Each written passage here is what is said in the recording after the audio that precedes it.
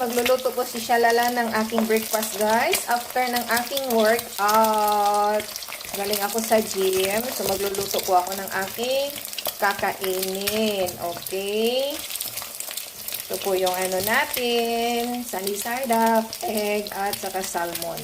Okay, dyan na po. Ang first ano natin. Kang Bisayang hilaw. Ay, sa akin ito, guys. Tapos may kiwi tayo.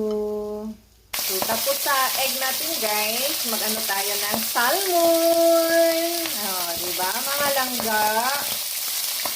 Ganun lang ang atong breakfast. Lunch and breakfast na ni Shalala to. So, mga langga, dahil na po ang atong lunch at breakfast. Oh, diba? Ganun lang kasimple ato ang low carbs diet, mga langga. So, thank you for watching.